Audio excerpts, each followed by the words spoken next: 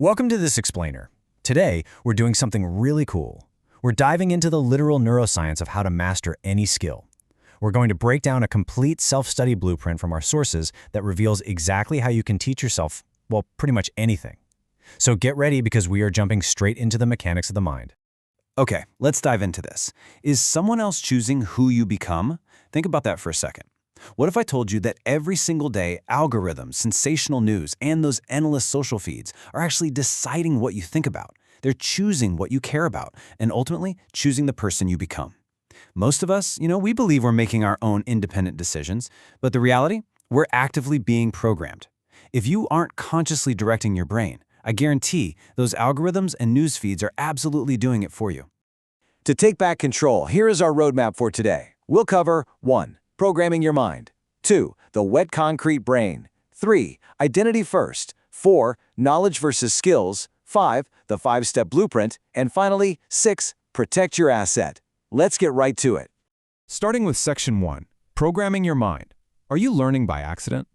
And this brilliantly illustrates the absolute baseline rule of your biology. Your brain never stops learning. It literally doesn't care about your intentions. It only cares about repetition. Your brain just flags whatever you repeatedly expose it to as important.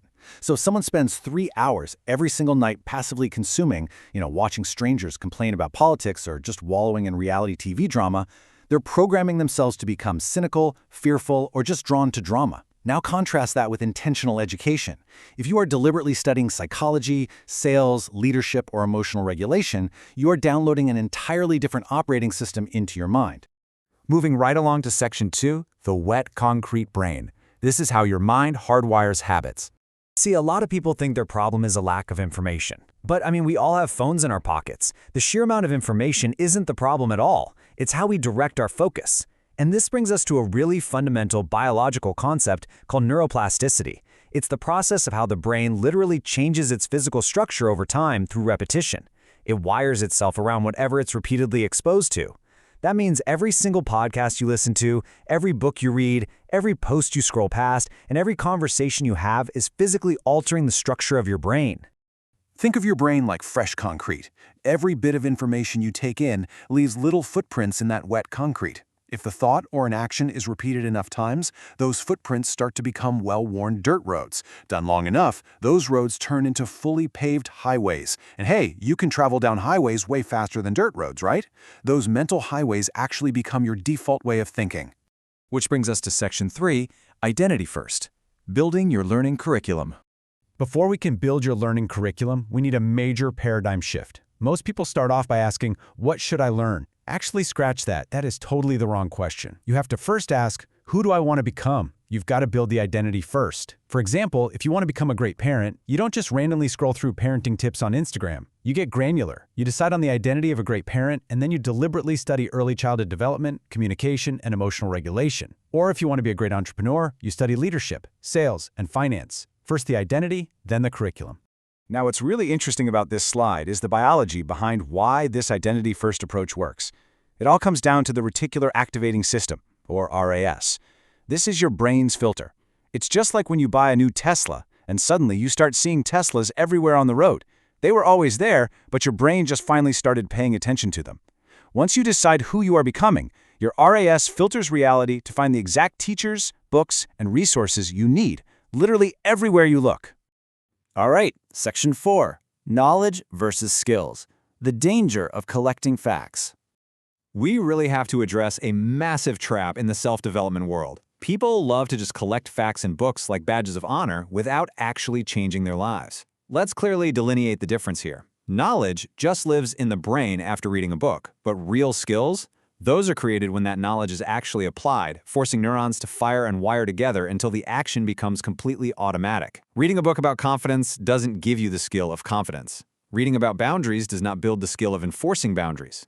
So the crucial point is that knowledge without action is just entertainment. It's essentially mental masturbation. You might feel super productive, but nothing is actually changing in reality.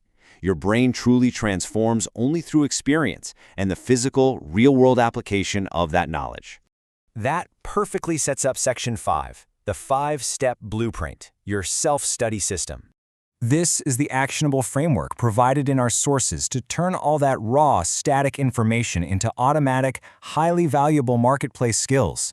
Here's the high-level overview of the 5 steps that will rewire your neural pathways. Consume, reflect, apply, repeat, and teach.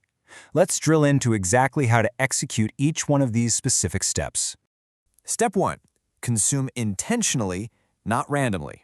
You need to ask yourself, what one skill would change your life the most over the next year? Not 5 skills, just one, and then you completely obsess over it. The source shares a great anecdote from 2006, where as a young 20-year-old, he desperately needed to learn sales.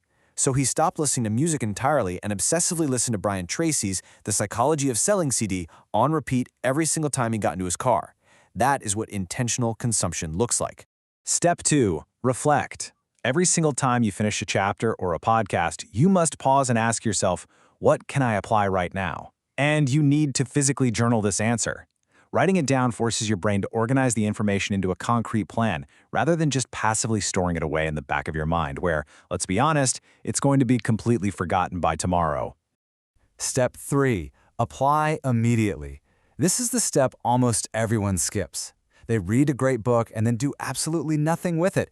You must apply it today, not Monday, not next week. Acquiring knowledge without taking immediate action is exactly why you see highly educated people with degrees literally falling off their walls who still can't seem to get their lives together. You absolutely have to put the knowledge into action to start building those neural pathways. Let's move to and see how this builds into step 4. Repeat. Doing an action just once changes almost nothing. Repetition is what builds automation. Think about the very first time you learned to drive. The source mentions being utterly overwhelmed, slamming on the brakes in his mom's Honda Accord because he just didn't know how much pressure to use. But months later, you're driving home, having a whole conversation, and suddenly realize you're pulling into your driveway on complete autopilot. The brain turned a foreign, difficult task into an automated habit purely through repetition. And the final step, step 5, teach. If you truly want to master a concept, teach it to someone else. Explain it to your spouse, your friend, or even just journal and teach it out loud to yourself in an empty room. Teaching forces consolidation. It forces your brain to tightly organize the material, and most importantly, it instantly exposes the gaps in your understanding, showing you exactly what you need to go back and review. Which brings us to our grand finale, Section 6, Protect Your Asset, the true cost of distraction. To wrap all this up, we really need to bring the focus back to the absolute stakes of what we're talking about today. Think about $1 million. If someone handed you $1 million in cash right now, you would fiercely protect it, right? You wouldn't just let strangers walk up and take little pieces of it all day long. Yet, human attention is infinitely more valuable than $1 million, because your attention literally dictates the entire trajectory of your life. And yet, we let our attention get stolen by cheap distractions all day long. Here is exactly why you must protect it. It is a biological chain reaction. Your attention literally determines what your physical brain becomes. Your brain then determines your automated habits. Those habits determine your overall identity. And ultimately, your identity determines the reality of your life. This logical chain proves exactly why intentional self-education is the single most important skill you can ever develop.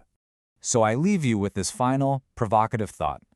Knowing that every single input is physically wiring your mind, what kind of brain do you want to build? The choice is entirely yours, but you have to start choosing today.